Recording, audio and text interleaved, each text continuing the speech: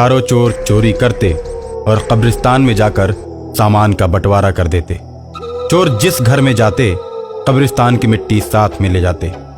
आराम से घर में घुसकर सारा कीमती सामान चुरा ले जाते। चारों चोर एक दिन कब्रिस्तान से मिट्टी ले रहे थे, तब तक एक जिन्न प्रकट हो जाता है। जिन्न पूरी तरह से खून से नहाया हुआ है। उसे देखकर चारों चोर डर की वजह से भागने लगते हैं। जिन्न चारों को पकड़ लेता है और कहता है, तुम लोग रोज मेरे कब्रिस्तान से मिट्टी चुराते हो और छिड़क कर लोगों के घरों में चोरी करते हो। मैं तुम लोगों को एक एक करके खा जाऊंगा। कि हमें माफ कर दो, अब हम ऐसी गलती नहीं करेंगे। आप जो कहोगे वही करेंगे। ठीक है, अब तुम प्रतिदिन 2 मुर्गे हमें खाने के लिए लाओगे, हम तुम्हें माफ कर देंगे। लेकिन याद रहे, जिस दिन मुर्गे नहीं लाओगे उस दिन मैं तुम लोगों को मार कर खा जाऊंगा। ठीक है। अब रात के 12 बजे चोर पोल्ट्री फार्म में जाकर जिन्न के लिए मुर्गे चुराते हैं और कब्रिस्तान में लाकर जिन्न को दे देते हैं। पोल्ट्री फार्म का मालिक जब सुबह मुर्गों की गिनती करता है तो 2 मुर्गे गिनती में कम हो जाते हैं। ये जरूर चोरों का ही काम है। अब मैं अपने फार्म की निगरानी करूंगा और चोरों को पकड़कर कानून के हवाले कर दूंगा। ऐसा सोचकर पोल्ट्री फार्म का मालिक रात में छुपकर मुर्गों की निगरानी करता है। रात के 11 बजे चोर मुर्गा चुराने के लिए आते हैं। तब तक पोल्ट्री फार्म का मालिक धीरे से दरोगा को फोन कर देता है। दरोगा पोल्ट्री फार्म हाउस पर पहुंचता है और चारों को रंगे हाथों पकड़ लेता है। चोरों को थाने ले जाकर चोरों से पूछता है, शहर में तुम लोग ही चोरियां करते हो ना? दरोगा जी, अगर हम लोग चोरियां नहीं करेंगे तो जिन्न हमें मार डालेगा।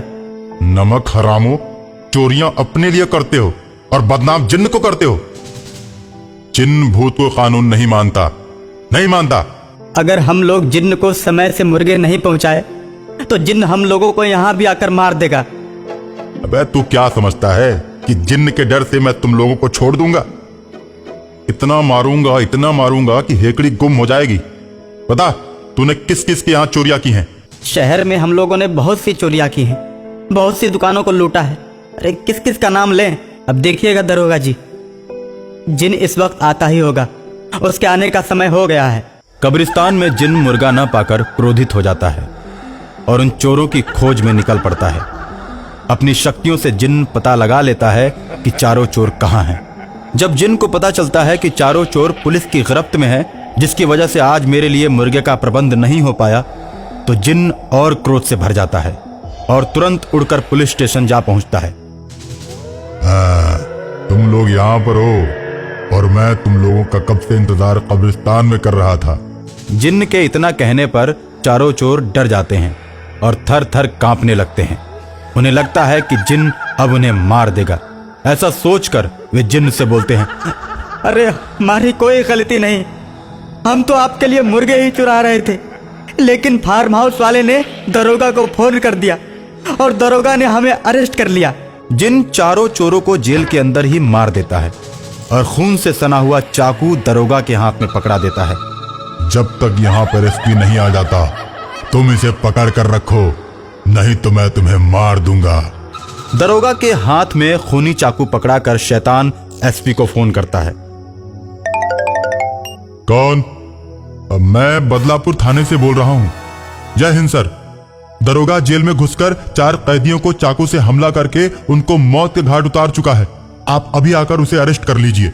एसपी आकर दरोगा को रंगे हाथों पकड़ लेता है। चारों के खून का केस अब तुम्हारे ऊपर अदालत में दर्ज होगा। तुमने जो चारों का खून किया है अब तुम्हारी सुनवाई अदालत में होगी। अभी तुम्हें सस्पेंड कर देता हूं, हो सकता है तुम्हें सजा हो जाए। इतना कहकर एसपी दरोगा को जेल में डाल देता है और मामला अदालत में पहुंचता है। और जिस जेल में दरोगा बंद रहता है उसमें जिन्न आकर उससे कहता है, अब तो मुझे इंसानों का ही खून अच्छा लगता है। अब तुम्हें तेरे ही खून से अपनी प्यास बुझाऊंगा। ऐसा कहकर जिन्न दरोगा को मार देता है। दरोगा के मरने के बाद जिन्न खूनी हो जाता है और शहर में कत्लेआम करके लोगों का खून पीने लगता है। ये बात एक मौलवी साहब को पता चल जाती है।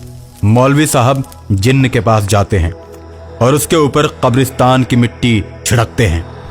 कब्रिस्तान की मिट्टी पड़ते ही वो जिन चिल्लाने लगता है, उसका शरीर जलने लगता है और जलकर वो धीरे धीरे खाक हो जाता है और इस तरह जिन का अंत हो जाता है।